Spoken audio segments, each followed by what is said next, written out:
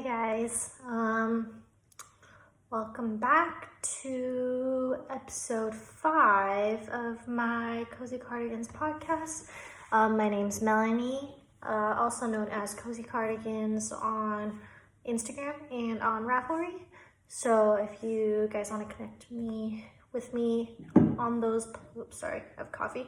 If you guys want to connect with me on those platforms, feel free to give me a follow.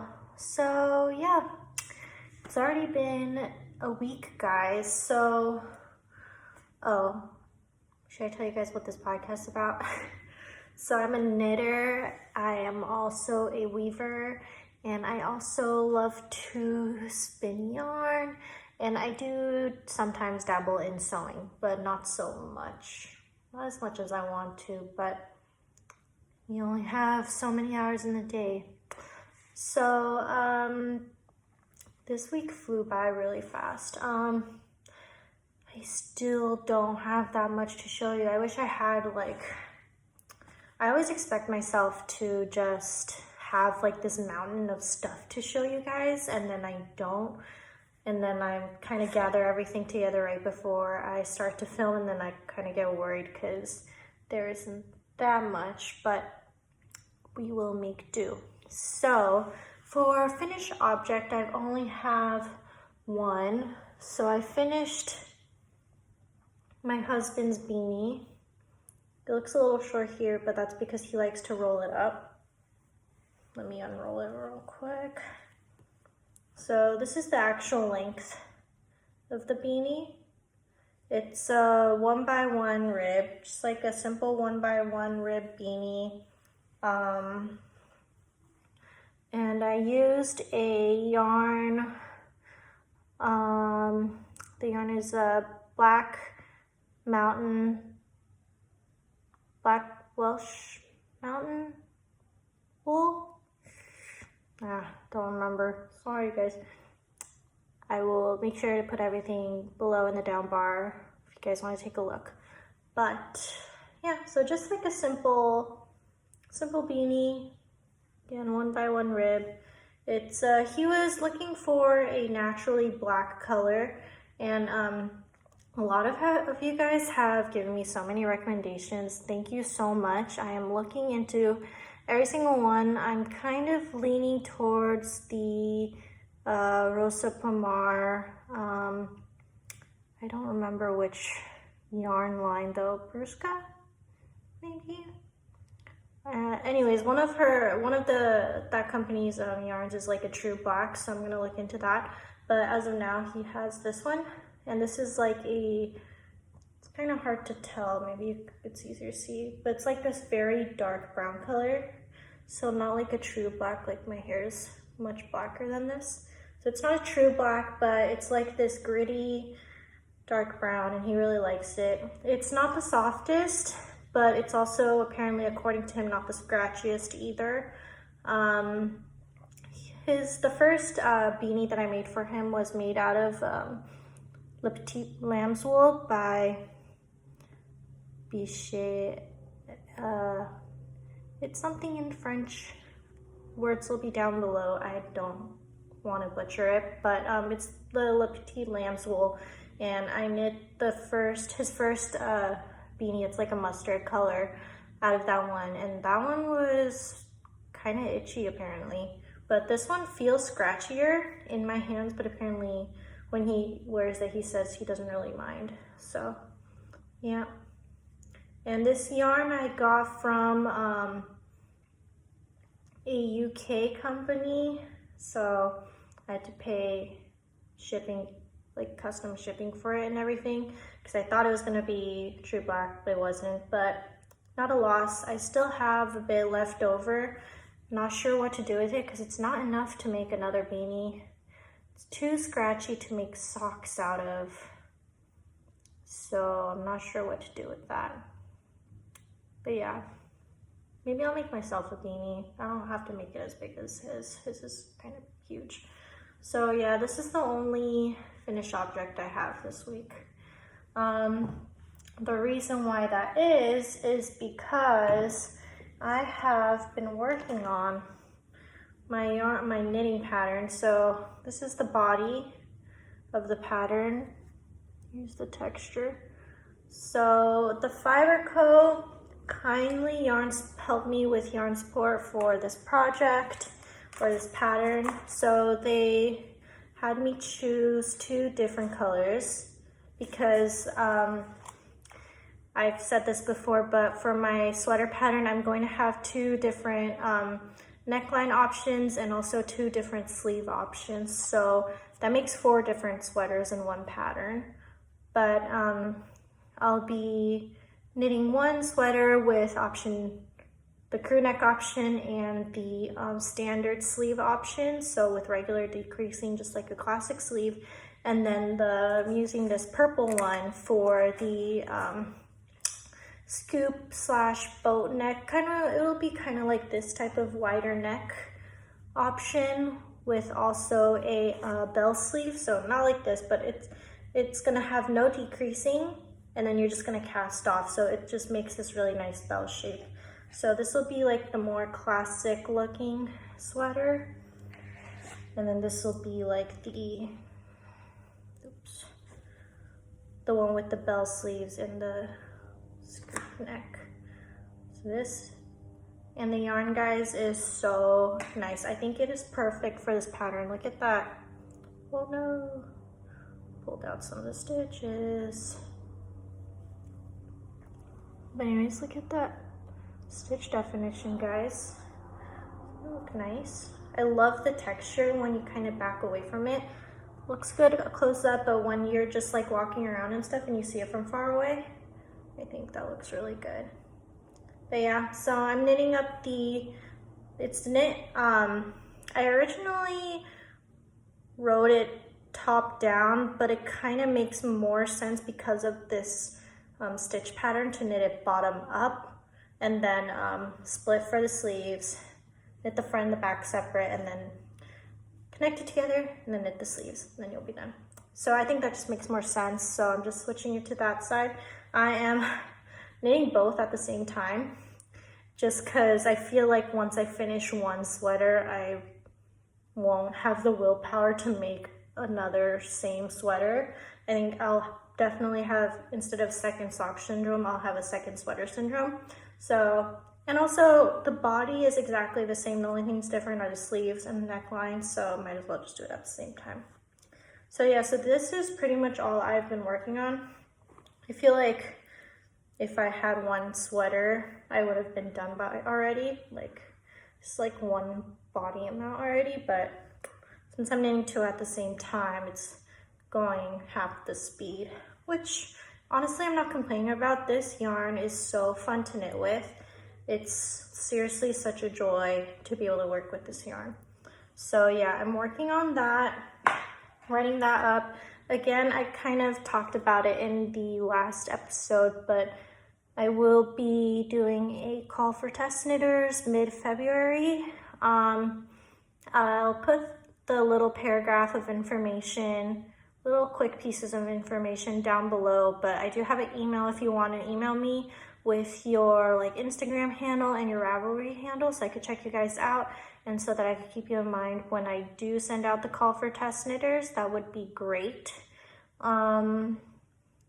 But yeah, so that won't be till mid-February, though. I don't really have too many specific like information about like yardage and all that jazz left, but I do want to make sure that since there will be 9 different sizes, I do want people in the larger side of the spectrum to be able to have enough time to knit their sweaters, because they are, since they're bigger, they're obviously going to take longer. I don't want to expect everyone to be able to knit as fast as I can, because I'm on the smaller side of the spectrum, so it doesn't take me as much. So yeah, more info on that coming soon. So I've been working on that. I have also been still working on my fractal spin. Let me see. So I'm making a little fractal spinning video for you guys, but I'm almost done with half the I'm not sure what you call it, but there's the half where it's like one whole half. So this is the side I haven't spun yet. So the thing for fractal spinning is that you get the roving and you split that in half, and one half will be spun in its entirety, like from one end to the other without any more splitting. That side I have yet to do. And then the other side that I'm currently working on is the side where you split. So when you split, you have two of these.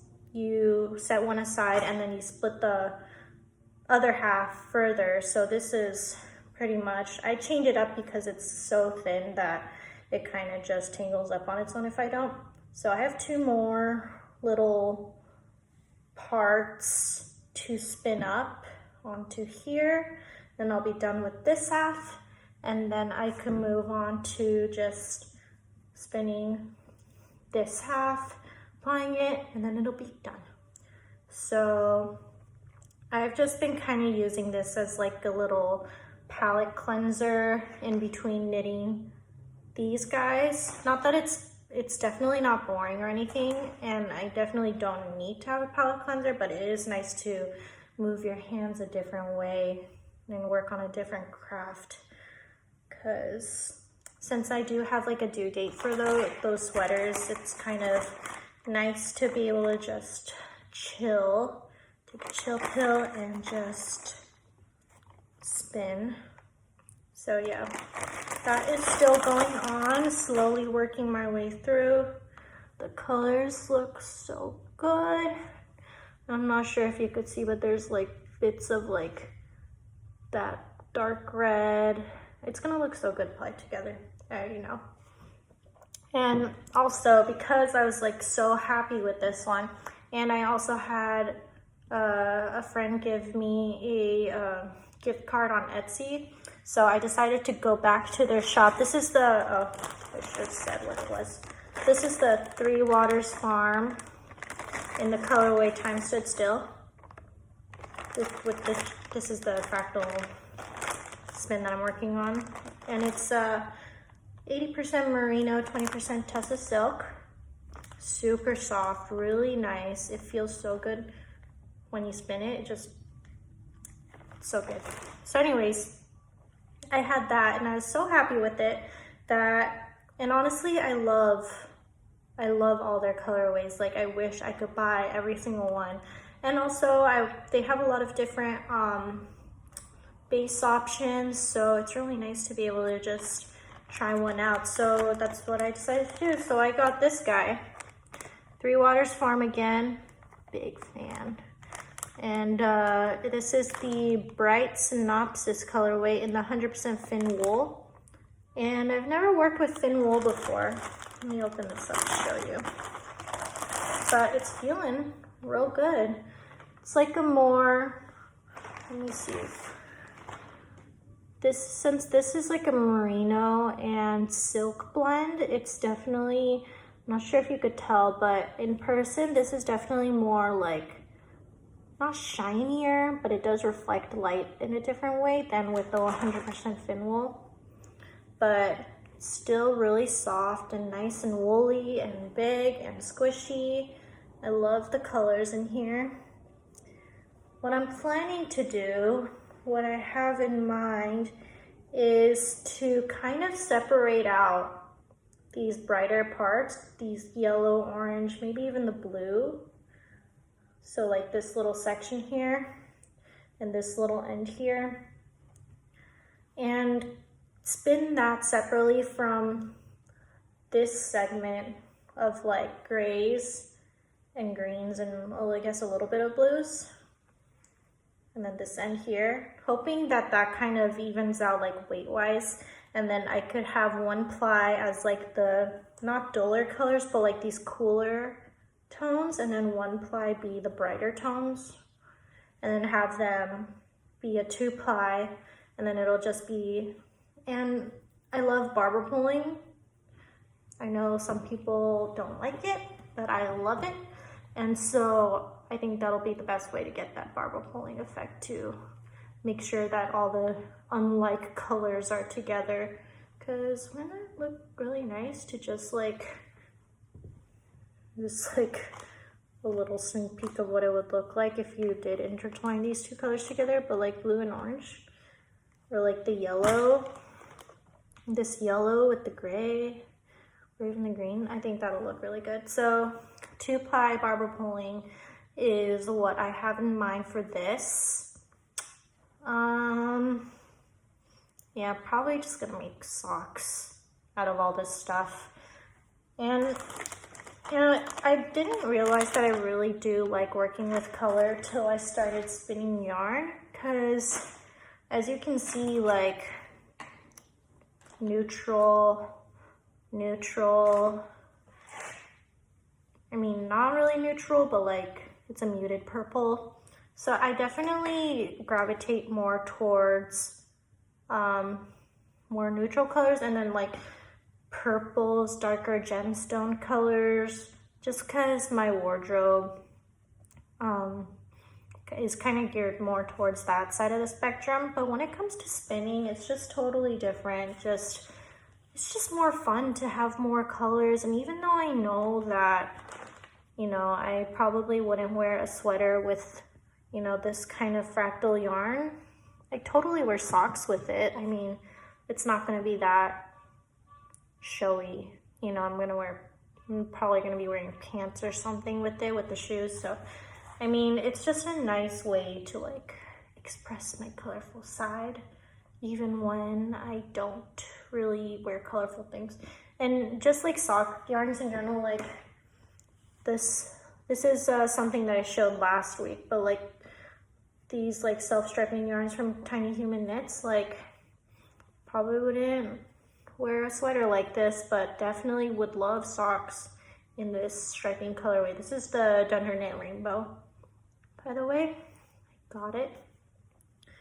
Yeah, I'm fine to cast this one on. It's just, I'm probably gonna cast on socks when this starts to get way too bulky to carry around everywhere. Right now it's still a pretty normal, decent size to just like toss into a tote bag and carry around, and like it's not weird to walk into a restaurant with like a small tote bag. But then when it starts getting like sweater size, that's when it starts kind of getting awkward. So that'll be when I start to cast on those socks. I still need to cast on, here's the shirts right here. I'll just show you guys. I have this. I'm planning to make a vest beret by James M. Watts. It's like a beret, classic beret pattern that's been really popular lately, but it's from my best friend's mom. I still need to cast that on, and I should get to that very soon. So what else have I been working on? I've also kind of been working on another spinning thing. So I have all of this Polworth. This is clean. It looks a bit not clean, but I promise it's clean. So I cleaned this. I had the raw fleece, and I scoured and washed and dried a whole bunch of this. I think I still have like another bag of it. And I'm currently making little roving nests, like kind of like this. So what I'm doing is carding it with my hand carder, and I kind of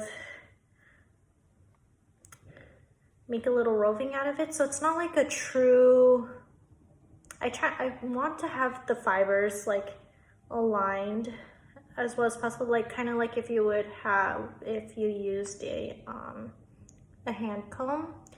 But the thing is that this fleece, I got it secondhand, so not my fault, but this fleece has a lot of like,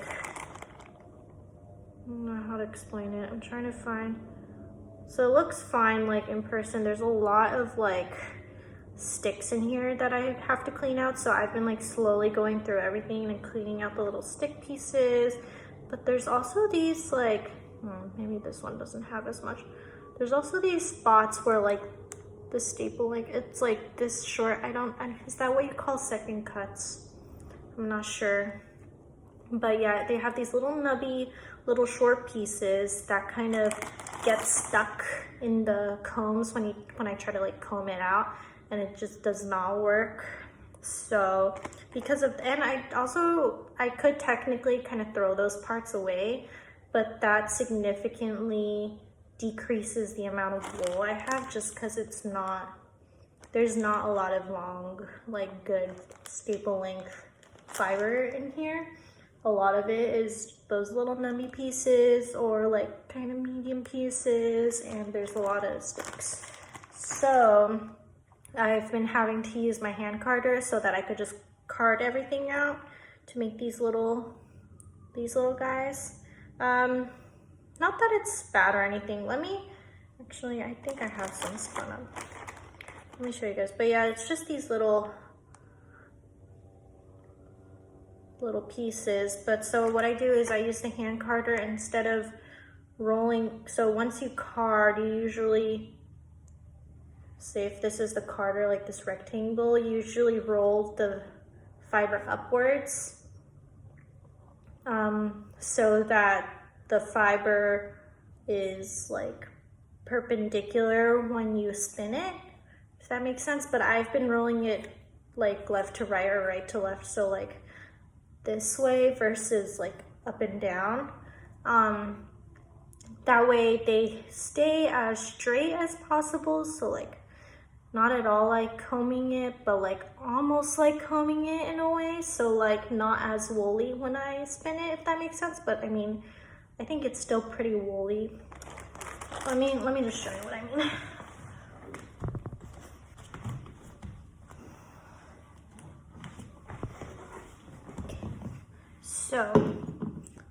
So this is the bobbin that I have so far. And this is what I showed you guys earlier. That makes this. Let me find, is there like an end to this? Oh yeah. So this like very thin, I wasn't very like strict with myself when it came to the like the wraps per inch for this. It's not focusing. But yeah, it's a little on the thicker side. I think I was trying to make fingering weight yarn. Obviously this is too not fine enough to spin thinly. I think it's just not working out. Like for example, if I use roving like this, where it's just very fine, very straight, it's super easy to get like a thinner single ply versus this. You could tell it's like significantly, the ply here and the ply here is like, this one is significantly larger than this one, and this is what I was originally aiming for this guy. So yeah, I think it's making like more of a, so this is a finished skein. So I'm mixing this with this. This is, I think I asked people what they thought this was in my first episode, and some people said mohair. Might be right, but it's unlabeled. I got it secondhand. This one is spinning a bit more consistently just because it's in roving form. It's let me show you. It's this. It's very like kind of matted in texture, so it's very like tough to pull apart. So you kind of have to split it a bit before you spin it, because if you try to spin just like straight from this roving, it is not going to work out. So this and this applied together makes this, and you can kind of see that there are some parts, because they are like two totally different types of, I don't know if it's like a bad thing to do to mix two different fleeces together. Maybe people don't like that, and this is probably why it's not that great of idea, but I still want to do it anyways, is that like some parts kind of kink up, because the tension is a little different. So you could see that little kink there, and then it just kind of like, kind of see here, it's not like perfectly straight, which for me is not that big of a deal. I think if it does show up in my knitting, I would welcome it in a way. Like, it's not gonna look totally commercial, which is fine. So yeah, this is one skein of it. I have no idea what the yardage is. I haven't measured it yet, but I'm still currently working on these. And so I'm making these little nests, and they take forever because to get from here to here, first you have to clean it. So then, not clean it, but this is already clean. But first I have to, since they're all kind of matted, like, whoops. You could still, it's not very fluffy. They're all kind of still stuck together quite firmly.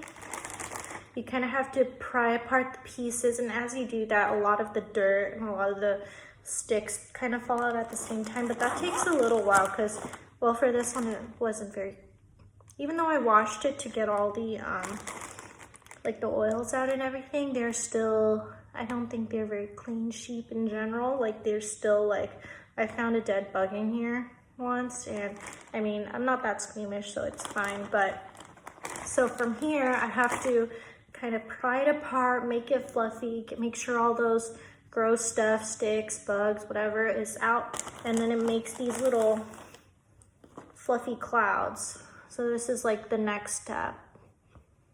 And then I take this, use the carder, and make these little nests. And then it's ready to spin. So I still have this bag to card, this bag to fluff up into this bag, and then I have another bag, same as this, that still needs to be made into fluff and then carded. So it's taking a really long time. This is the first time I've gone from like raw fleece to fiber. So it's like a great learning experience. I honestly really do love it. It's just I have a lot going on. So it's been going really slowly, and I got sidetracked with this guy. So I currently have 2 spinning projects. I think, honestly, I don't know how people have multiple spinning projects. 2 is more than enough for me. I cannot handle more than 2. Yeah. As for knitting projects, it's kind of weird that I only have this one. I'm gonna call it one even though there's 2, but I only have that one. And then I still am working on the twig sweater by Junko Okamoto. Haven't showed that in a while because I honestly haven't touched it since December. So yeah, I really want to get that done soon. I'm planning to go visit my family in Japan in April, and I obviously need to make sure this is all done. I want to be able to have the pattern already be like published before I leave for Japan, because it'll be quite a struggle to release a pattern while on vacation. So I am busy working on that, but I still really do want to wear my twigs to Japan when I go visit, because I think it'll still be a bit chilly there, I believe, when we go. It wasn't last year. So yeah, that's what I've been working on.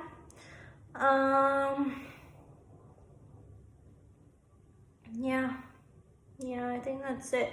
I also have my weaving still. I haven't touched that at all either, but well, we're planning actually to leave or move out of this this house by the end of February. So I need to finish this before I move, because luckily this loom kind of compacts into itself when you want it to. So it's quite easy to move compared to most looms, but I do want to finish my weaving before I do have to compact it, because that's going to screw up like the tension and the warp and everything. So I still do have to get that done. I'm probably gonna go crazy and try to get that done after I finish this and while the test knitters are knitting their test knits, because then by then I'd have my samples already done. So that's the plan. Yep, got a lot of stuff lined up and not enough time in the day to do them all. So yeah, that's everything for this week, guys. Thank you for sticking around. Thank you for hanging out with me again this week. It's been really nice to be able to message you guys on Instagram and be able to say hi, and it's kind of weird, not weird, but it's kind of crazy that people actually watch. I mean, yeah, it's crazy, but anyways, thank you guys for watching. It's only been episode 5 and I've gotten so much good feedback. It really makes me happy. So that is it for today.